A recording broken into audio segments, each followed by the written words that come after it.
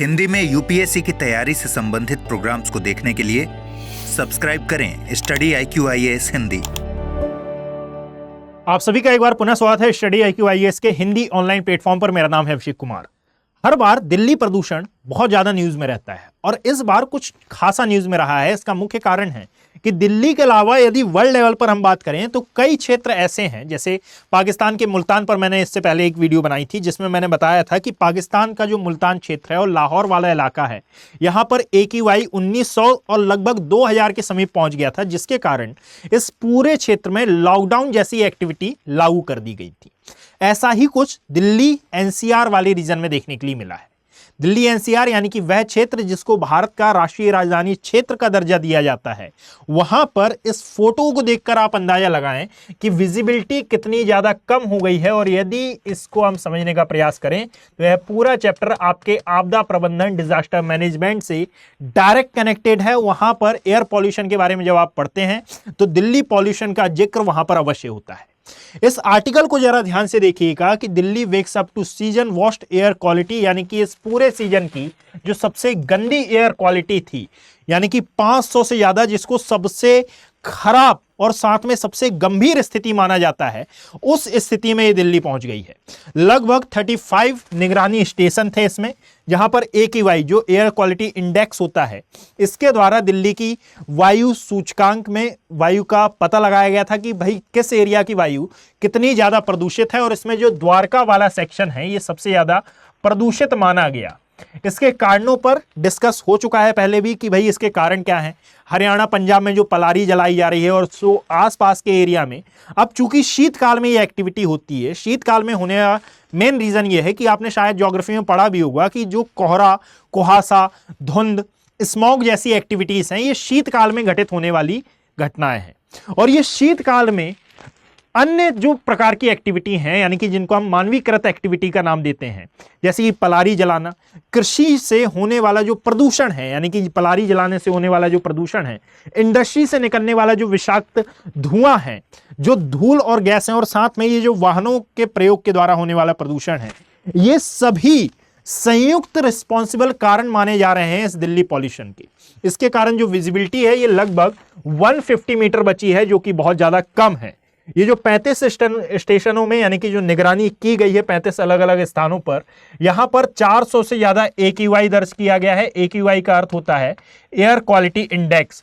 और कई स्थानों पर, जैसे द्वारका वाले क्षेत्रों में 499 AQI आया है।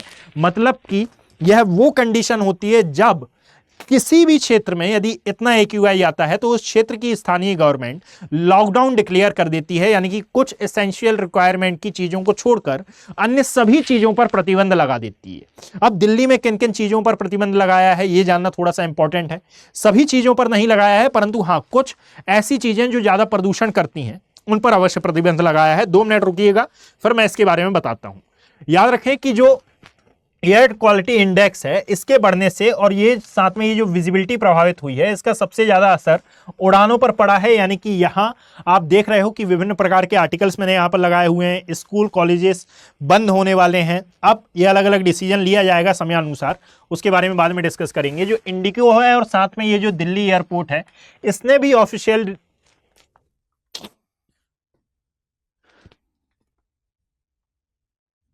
एडवाइजरी जारी की है कि भाई इस विजिबिलिटी में उड़ान भरना संभव नहीं होगा। दैट इज वाई कई फ्लाइट कैंसिल हो रही हैं, कई फ्लाइट्स का रूट चेंज हो गया है।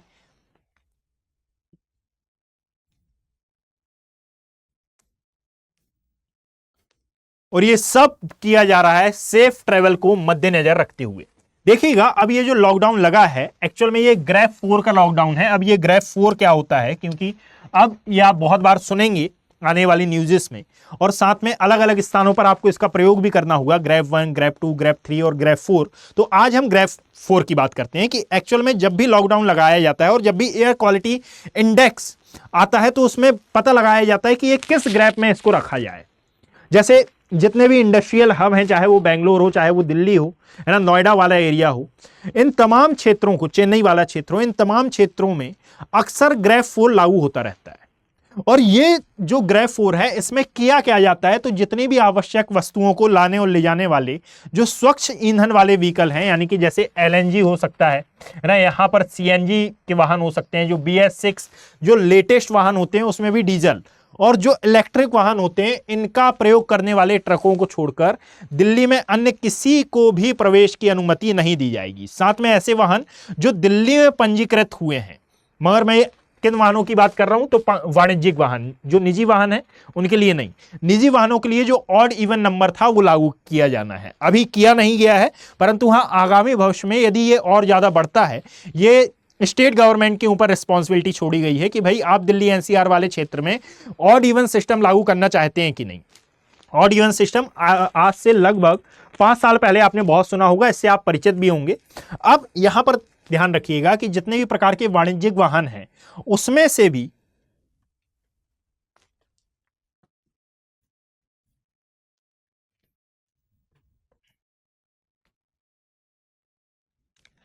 इलेक्ट्रिक व्हीकल, सीएनजी और साथ में BS6 डीजल वाहनों को लाने ले जाने की अनुमति है। यानी कि ये जो जितना भी ट्रांसपोर्टेशन का काम किया जाएगा ये इस कैटेगरी के वाहन करेंगे, अदर वाहनों को परमिशन नहीं दी जाएगी। यह इस प्रतिबंध में बात कही गई है।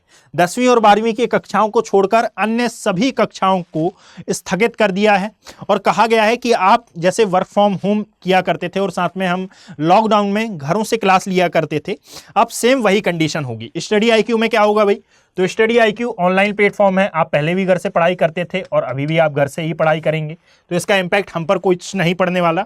और साथ में बताया गया है कि जितने भी राजमार्ग हैं, सड़क हैं, फ्लाईओवर हैं और ये तमाम प्रकार के जो एक्टिविटी, जितने भी निर्माणाधीन कार्य हैं, इनसे भी दिल्ली के प्रदूषण को बहुत अधिक नुकसान होता है, क्योंकि हम ये मानते हैं कि केवल और केवल पलारी जलाने पर पार्टिकुलेट मैटर निकलता है, परंतु याद रखिएगा कि पार्टिकुलेट मैटर का एक रूप निर्माणाधीन कार्यों, यानी कि जितने भी कार्य चल रहे हैं, चाहे वो फ्लाईओवर निर्माण हो, चाहे वो राजमार्गों का निर्माण हो, चाहे वो बिजली लाइनों का निर्माण हो, या फिर विभिन्न प्रकार के जो सार्वजनिक परियोजनाएं चल रही हैं, उनसे भी बहुत सारे प्रकार के प्रदूषक जनरेट होते हैं जो एनवायरनमेंट में मौजूद होकर पूरे के पूरे एयर को पॉल्यूटेट कर देते हैं, प्रदूषित कर देते हैं। और इसके लिए इन कार्यों पर भी प्रतिबंध लगाया गया है। और इसके लिए एक वर्ड यूज किया जा रहा है, वो है लॉकडाउन का, यानी कि कुछ एसेंशियल चीजों को छोड़कर अन्य सभी सेवाओं को स्थगित कर दिया जाएगा। साथ में जितने भी सार्वजनिक और निजी कार्यालय हैं, इनको आदेश जारी किया गया है कि आप 50% क्षमता के साथ काम करें और जो 50% आपके एम्प्लॉयज हैं आप उनको वर्क फ्रॉम होम दे दें, यानी कि वो घर से कार्य करेंगे। भाई इसका एम्प्लॉयज पर क्या असर पड़ेगा?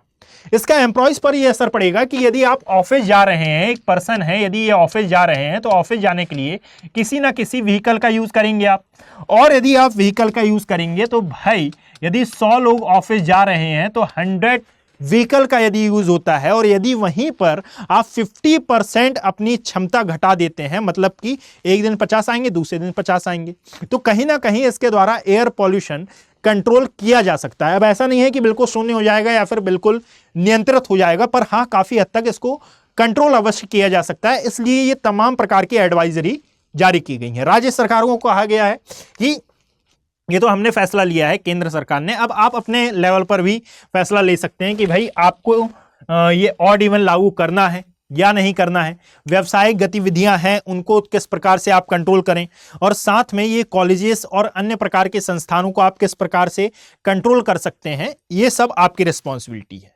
इसी आर्टिकल में एक और बात कही गई है कि इस वर्ष ये जो एनसीआर, राष्ट्रीय राजधानी क्षेत्र का मतलब होता है एनसीआर में ये जो प्रदूषण फैला है, इसके लिए लगभग 38% रिस्पॉन्सिबिलिटी पंजाब और हरियाणा में ये जो पलारी जलाई जा रही है इसको दी गई है। परंतु याद रखें 38% इसकी रिस्पॉन्सिबिलिटी है, अन्य रिस्पॉन्सिबिलिटी किसकी?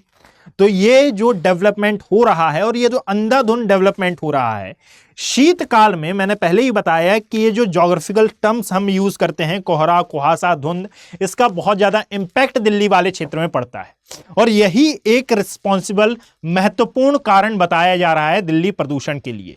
साथ में और भी अन्य कारण हैं, है ना, जिनको यदि हम इस वीडियो में डिस्कस करने के लिए जाते हैं तो ये वीडियो बहुत ज़्यादा लॉन्ग हो जाएगा। That is why current point of view से ये बिल्कुल, यानी इसको मैं बता दूं कि कहीं पर नोट डाउन करने की आवश्यकता नहीं है, बस इतना डेटा आपको याद रखना है कि भाई ये ग्राफ 4 में क्या क्या सावधानी आपको रखना होता है। कारण ये कि ये ग्राफ 4 से डायरेक्ट क्वेश्चन आ जाते हैं, ठीक, डायरेक्ट क्वेश्चन आ जाते हैं। इट मींस कि प्री में ये ग्राफ 4 आपसे हो सकता है डायरेक्ट पूछ ले, हो सकता है इनडायरेक्ट पूछ ले, यानी कि ये सब टर्म्स दे दे और बोले कि इस प्रकार के लॉकडाउन को या फिर इस प्रकार के एयर पॉल्यूशन को किस इंडेक्स में शामिल किया जाता है। अब आप सभी के लिए एक छोटी सी इंपॉर्टेंट इंफॉर्मेशन कि यदि आप सभी यूपीएससी की प्रिपरेशन कर रहे हैं और आपका टारगेट 2026 या 2027 में यूपीएससी को क्वालिफाई करने का है, तो आप स्टडी IQ IAS के हिंदी P2I बैचेस को ज्वाइन कर सकते हैं। ये जो क्रिएटिव है ये P2I फाउंडेशन 2026 बैच का है।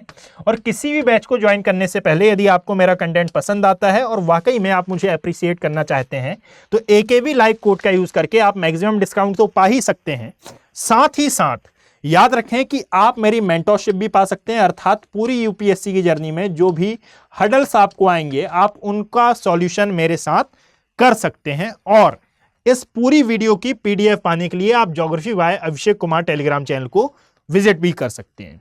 तो भाई अब शीतकाल का मौसम है, सावधानी बनाए रखें और ये जो इंडेक्स जारी किया गया है इसको एक बार geography by Abhishek Kumar Telegram channel से डाउनलोड कर अपने नोट्स में अवश्य नोट डाउन करें, ये ग्राफ 4 वाला जो कंडीशन है इसे। धन्यवाद। हिंदी में यूपीएससी की तैयारी से संबंधित प्रोग्राम्स को देखने के लिए सब्सक्राइब करें स्टडी IQ IAS हिंदी।